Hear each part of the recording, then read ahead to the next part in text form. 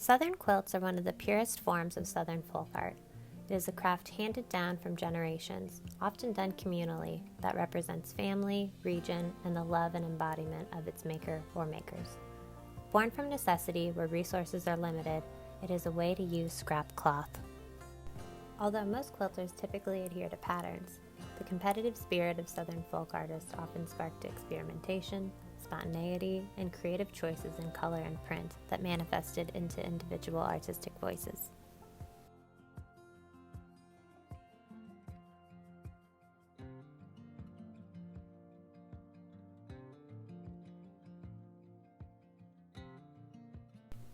Most of these quilts were collected and gifted to the University Museum by Dr. William or Bill Ferris, founder of the Center for the Study of Southern Culture at the University of Mississippi.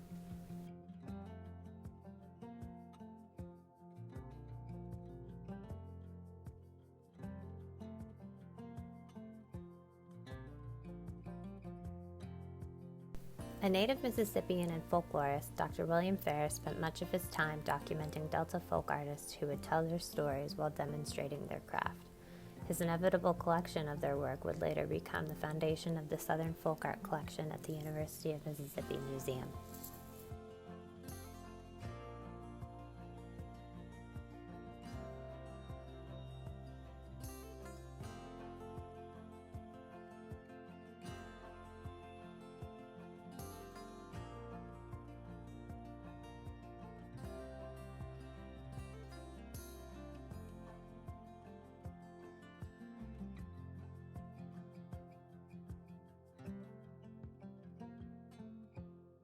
The tradition of African American quilt making. In this exhibit, we will explore 4 female artists. First, Pecolia Warner, Minnie Watson, Ruby Adams, and finally, Amanda Gordon.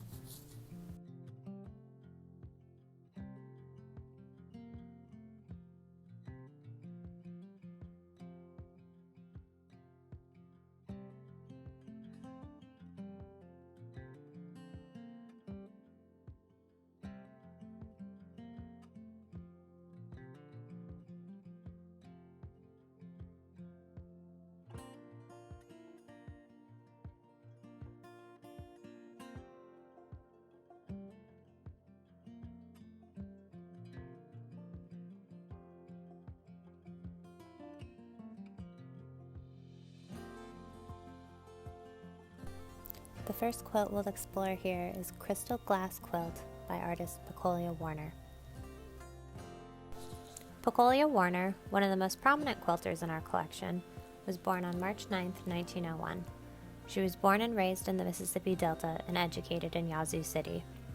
At the time, Pecolia Jackson was taught to sew at the age of 7 by her mother, who was a school teacher who also taught her daughter to cook, clean, wash, and iron.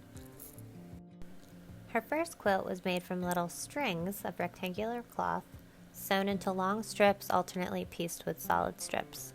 The pattern, which her mother called spider leg, is one of the oldest known for African American quilters. It is similar to African textiles made by sewing woven strips together.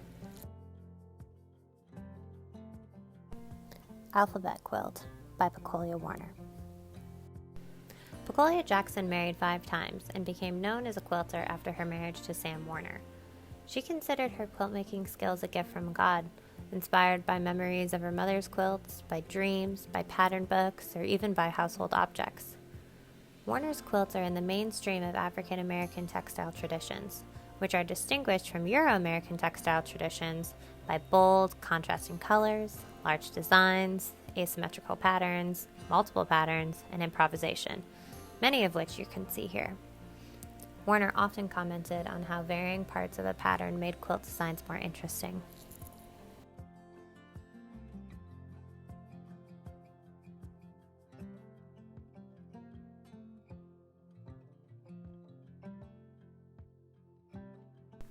The amazingly colorful quilt we see here is called Circle and a Square Quilt by Minnie Watson.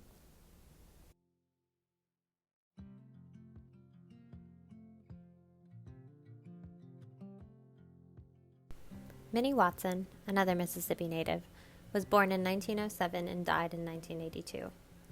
Black folk art and crafts truly reflect the spirit of life in rural Mississippi. Let us take some time to explore Watson's quilts, taking in her bold and bright color choices as well as her use of different patterns.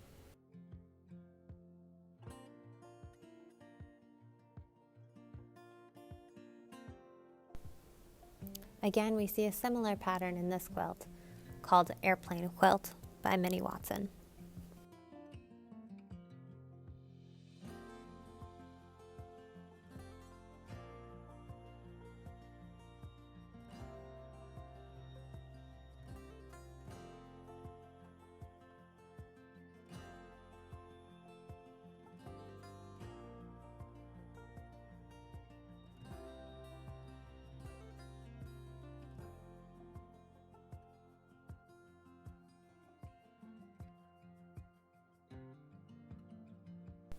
A personal favorite, Quarter Log Cabin Quilt by Ruby Adams. Little is known of Mississippian Ruby Adams, born in 1916 and death date unknown.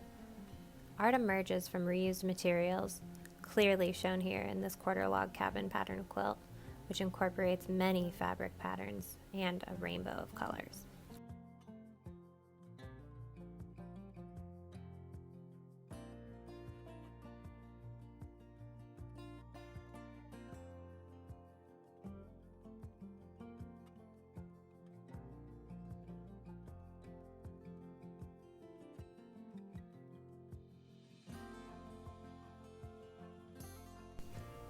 Here we see 4-bar quilt, made in 1970 by Amanda Gordon.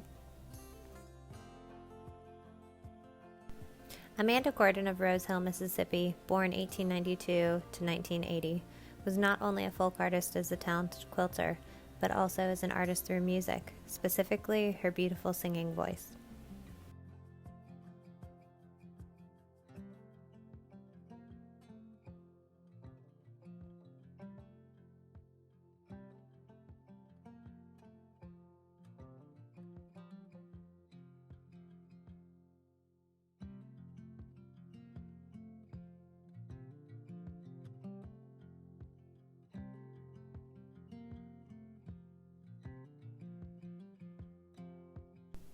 Finally, we have String Quilt, 1970, by Amanda Gordon.